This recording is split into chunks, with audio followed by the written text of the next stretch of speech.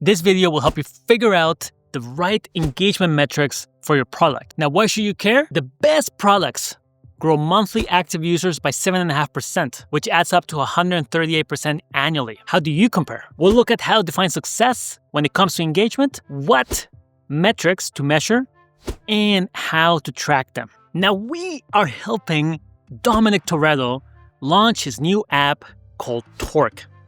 In previous videos in this series, we looked at acquisition metrics, activation metrics. Today is all about engagement. And next week, we're going to look at retention. Torque is a social app for car enthusiasts where drivers share rides, builds, and find their next meetup.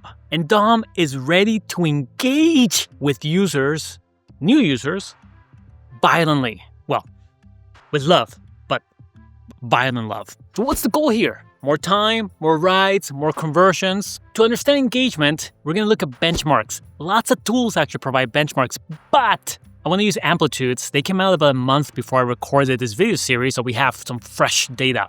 And Dom loves fresh data. The product benchmark report is organized into the 4 categories we're using: acquisition, activation, engagement, and retention. So let's go down to engagement. It's also fascinating to me that 10% of products account for 79% of all user engagement. Think about it like this, we all have apps we use every day, but we have this solid number of 5, 10, maybe 15 apps at most that we're rotating through consistently.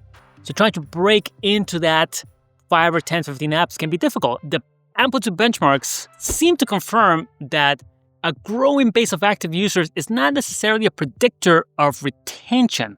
In the activation video, we did see that being able to activate users well is a predictor of retention, but we come to a nuanced point. As you try to convert users to active users, that is to engage more frequently with your app, this is an ongoing process to be able to get them to convert and become retained users. Now let's go down to the media and entertainment category to look at more specific benchmarks for Torque. We can see again that the engagement in this category for the 90th percentile is actually 6.4%, a little bit less than the 7.5 from all the data sets.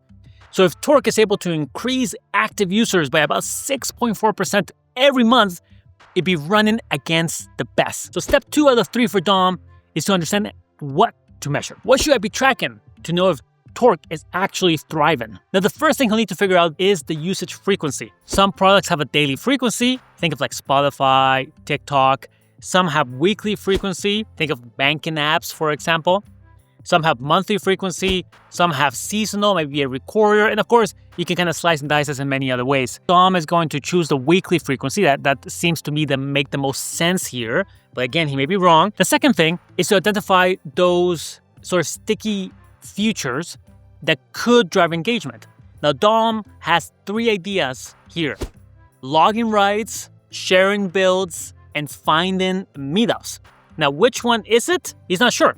But he's going to try to analyze the data from all 3 features and gauge which one is actually driving the most engaged users over time. Third, you can start to create the actual metrics. So naturally, we're going to have daily, weekly, or monthly active users, DAU, WAU, or MAU. Again, in this case for Dom, he's going to focus primarily on the WAU. And when he builds his reporting tools, he's going to specifically focus on those features he identified earlier and then see how many users kind of fall into the weekly or monthly active users bucket. He's not going to look at users who simply open the app or who might do other activities that he may not count as engagement in this formula. You have to be strict here.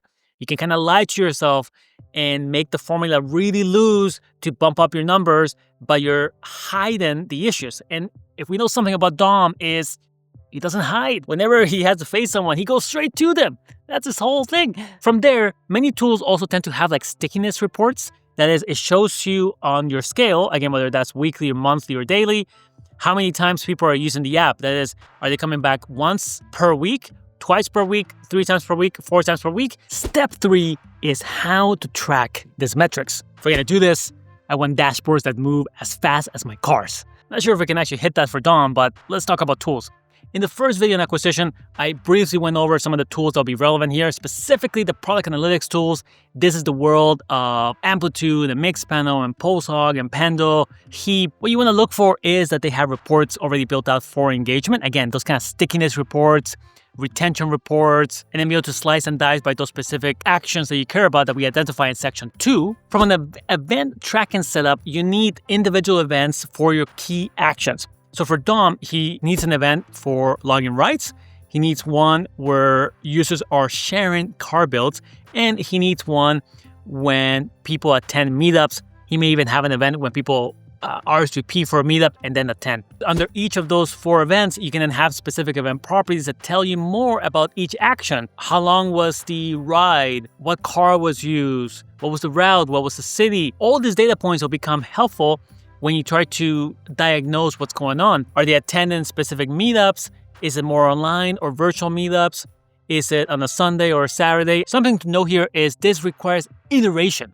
So you have to track some initial data, wait a few weeks dependent on your usage frequency, look at the data, slice and dice it, make some assumptions, run some experiments, look at the data again, on and on. And this is why the product analytics tools in particular can be quite helpful, because you can build reports quickly, often within a few minutes.